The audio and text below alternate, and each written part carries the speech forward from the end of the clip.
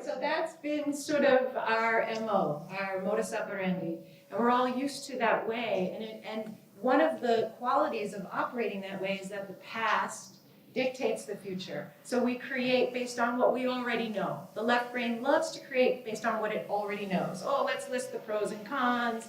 Let's try to minimize risk. Let's evaluate based on what we know. What is the problem with that?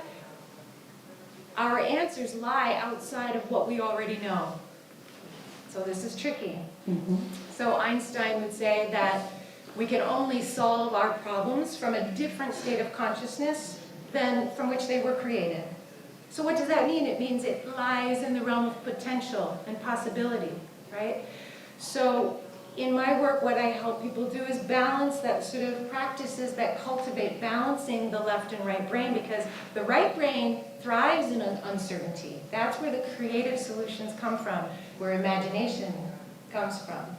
Now, we need both. Those need to be in balance together. It's not about switching to the right. We need the left brain to implement. But we're a little out of balance right now. The right brain has been suppressed and the left brain is overactive.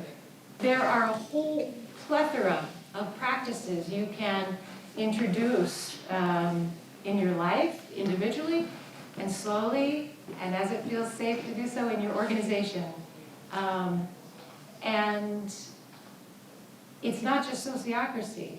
It's cultivating this, accelerating our internal rate of change.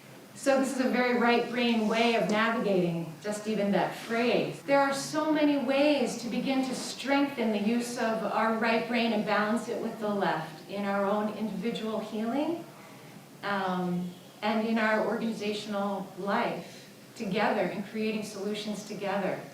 So for me, imagination is where it will come from. It will come from the unexpected. And so when you feel uncertain, we're all living in the uncertainty is very big, right? Complex times, uncertainty, things are changing all the time. What my colleagues and I are exploring, and so many people are right now, is this, theory that actually can be an environment to thrive in rather than to succumb to fear and to the old ways. Because that uncertainty can ignite the creative response. But I feel we need to cultivate them inside of ourselves, and we bring that to our group, because we will maximize that and accelerate that in the group. It kind of is like an infinity sign. It goes back and forth. We can't just depend on the group. We have to have that self-leadership and that inner self-awareness to bring that level of consciousness to the team, and then we help each other together accelerate that process and find solutions that we're not even imagining yet, but they're there.